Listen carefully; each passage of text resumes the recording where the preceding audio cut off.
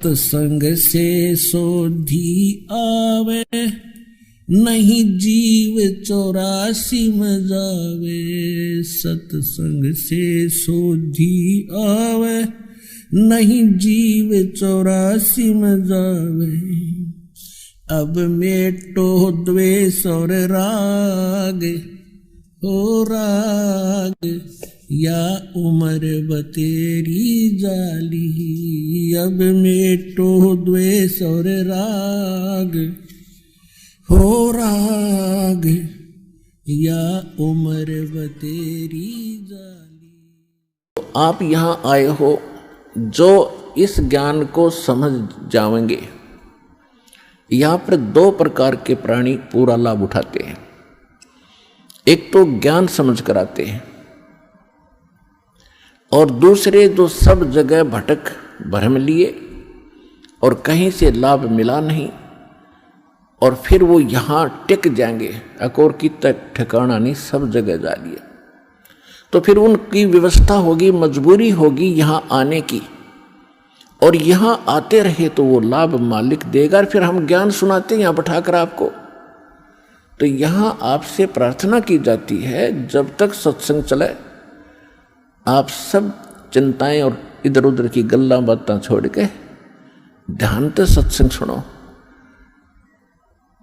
चाहे कोई रोगी है, चाहे कोई संकट है किसी प्रकार का, आप एकाग्रचित्त होकर सत्संग सुनोगे तो राहत मिलेगी और ये ज्ञान ग्रहण होगा। इस ज्ञान से आपको 70% लाभ तो ज्ञान से मिलेगा। लाभ का मतलब है आत्मा में दृढ़ता आवेगी हर प्रकार की, और 30% फिर बाकी जो संकट है वो आपकी भक्ति और लाभ से होगा। क्योंकि दास इसलिए कह रहा है इस ज्ञान से कि कई ऐसे दुख हैं जो बेमतलब के बने होते हैं। अब कबीर साहब कहते हैं, कबीर मैं तो जब डरूं ये मेरे ही संग हो, भाई मौत बुढ़ापा आपदा ये सब काहू को हो। ये इस तरह के जो ज्ञान के वचन हैं ये उस रोगी को, संकट वाले को बड़ा सहारा देंगे जो मृत्यु सैया पर है और ये सोच रहा है मेरा क्या होगा। देखो यहाँ कोई ना रहा और ना रहेगा। किसी की 2 दिन पाछे टिकट कट जाएगी, किसी की 10 दिन पहले कट जाएगी। यहाँ नहीं रहना किसी ने। लेकिन दुर्भाग्य उन प्राणियों का होगा जो सतलोक आश्रम बरवाड़ा जिला हिसार में ना आए होंगे। वो कति खाली जाएंगे, कति खाली टोटली नष्ट करके जाएंगे जीवन को। और जो यहाँ आ गया, नाम भी ले लिया, प्रथम नाम लेकर भी उसका जीवन अंत हो गया, वो भगवान का हो गया, वो परमात्मा के जुड़ गई आत्मा, उसमें बीज पड़ गया भक्ति का। और अब ये हजारों वर्षों तक ये ज्ञान और ये समाधान चलेगा। अब वो जो बीमार रोगी सब जगह थक लिए जब यहाँ ले आए और उसकी होगी मृत्यु नाम लेकर के, आप तो चाहे कुछ भी सोचो, लेकिन भगवान ने अपना बच्चा ले लिया अपनी शरण में। मृत्यु बेशक होगी, वो अगले 10 महीने मालेगा, 10वें महीने यहाँ भगवान के दरबार में नया शरीर होगा, नए सिरे भक्ति करेगा। परमात्मा ने तो अपनी आत्मा देखनी, हम अपना स्वार्थ देखते हैं। और 10 दिन 1-2-4 महीने और भुगता तो हम ही कह देते भगवान इसने ठा ले, हे भगवान ठा ले। हम भी तंग हो जाते, पैसा भी समाप्त हो जाता। तो कहने का भाव ये है कि आप इस ज्ञान को सुनो, समझो, अपनी सोच धारणा कति खत्म कर दो। जो ज्ञान दास बताता है ये गॉड का, परमात्मा का दिया हुआ विधान है और ये अटल है, ये सत्य है, इसमें ऐसा ही होगा। और जो सच्चे दिल से आते हैं उनका रोग भी ठीक होगा और मोक्ष भी, भक्ति मिलेगी। इसी जीवन में मोक्ष भी हो जाएगा जो दृढ़ रहे तो।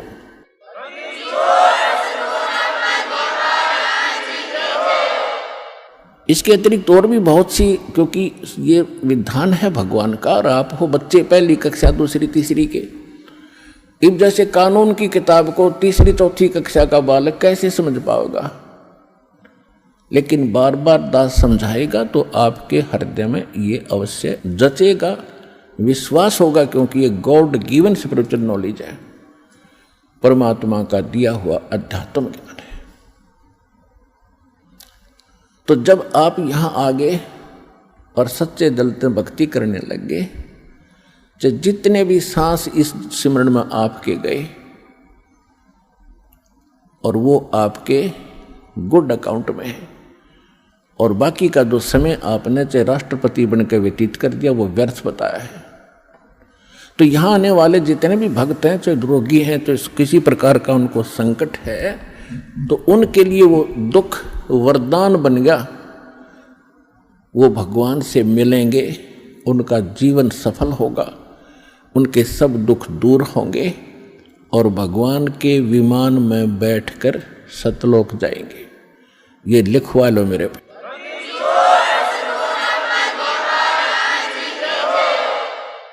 अब इन बातों से आप जी को बड़ी दृढ़ता आवेगी, ये सच्चाई है। कबीर साहब कहते हैं, कबीर मैं तो तब तो डरूं जब मेरे अकेले के साथ कोई न्यारी कहानी बनती हो और मीच, बुढ़ापा, आपदा, ये सब का हुक हो, सबकी मृत्यु होगी, सब पर संकट आएंगे और एक दिन सब ने यहाँ से ये वृद्धावस्था भी सब में आएगी।